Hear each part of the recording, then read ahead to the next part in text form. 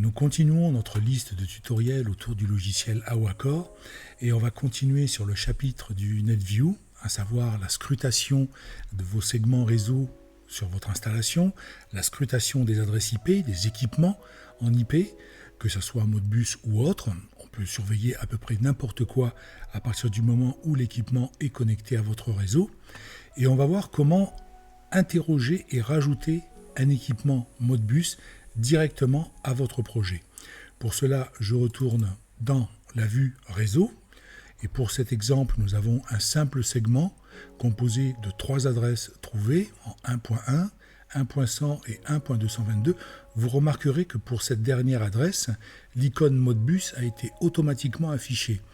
Ce qui veut dire que le logiciel a détecté que cet équipement répond à la norme. Il l'affiche donc avec l'icône Modbus, les autres étant de simples équipements compatibles SNMP. Ce qui va nous intéresser, c'est le Modbus. Donc là, en l'occurrence, lorsque vous avez un équipement, un automate ou une source de données à ajouter dans votre projet, on a vu comment les créer manuellement dans d'autres tutoriels. On peut le faire ici à la volée, simplement en sélectionnant l'équipement que vous désirez, bouton droit et ajouter cet automate. En bas, une petite puce qui nous dit que l'équipement a été ajouté.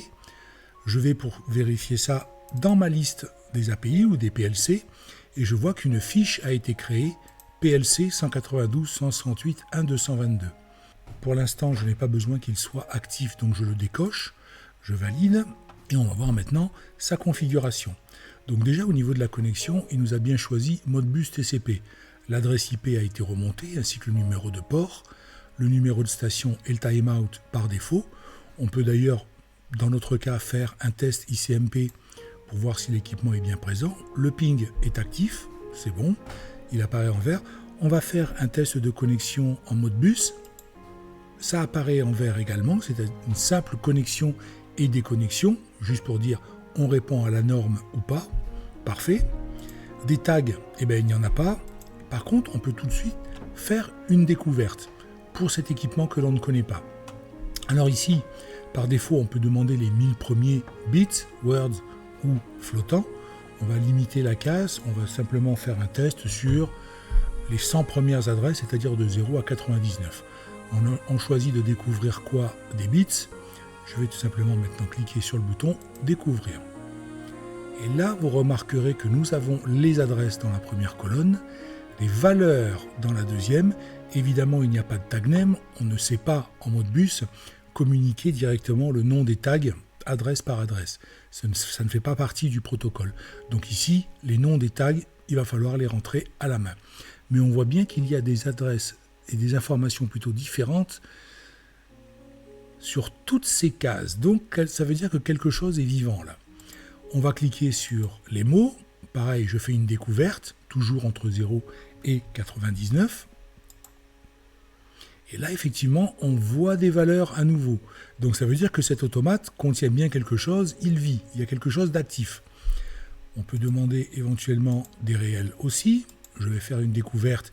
Et là, pareil, comme on ne sait pas quelle est la méthode de codage de cet automate, rappelez-vous les chapitres Little Indian, Big Indian et les différents types d'enchevêtrement qu'il peut y avoir au niveau des octets, eh bien, on va volontairement faire des recherches sur les 4 normes standards, c'est-à-dire en représentation ABCD, CDAB, BADC et DCBA, de manière à voir si une information correspond à quelque chose de cohérent qui vous donnera en quelque sorte un petit clin d'œil pour dire cette voie-là est plus sûre qu'une autre. On va revenir sur nos bits, je fais une découverte, donc ici on a bien des valeurs.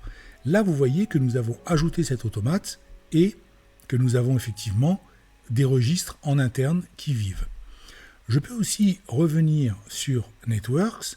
Maintenant que j'ai rajouté cet automate dans ma liste, figure ici, mais en rouge, car effectivement, l'équipement a été déclaré inactif pour l'instant, je peux maintenant le sélectionner et faire un double-clic dessus. Le double-clic va m'amener sur un écran qui me montre les booléens, les bits, les words et les réels. Donc on a différentes informations qui sont déjà rentrées. Vous remarquerez par exemple au niveau des mots, les différentes adresses, donc ça défile. Le type Word, la valeur brute qui a été lue à l'instant T où nous avons ouvert la fenêtre. Et si vous avez la possibilité de savoir à quel tag correspond quelle valeur ou quelle adresse, vous pouvez tout simplement taper le nom de la variable, le nom du registre directement en face. Par exemple, 13876, c'est un débit en litre-heure. Débit LH. Je peux directement rentrer le nom d'un tag name dans cette colonne lorsque je suis en Network Modbus, c'est-à-dire que je fais une vision directe de toutes ces valeurs en temps réel. Je peux les nommer.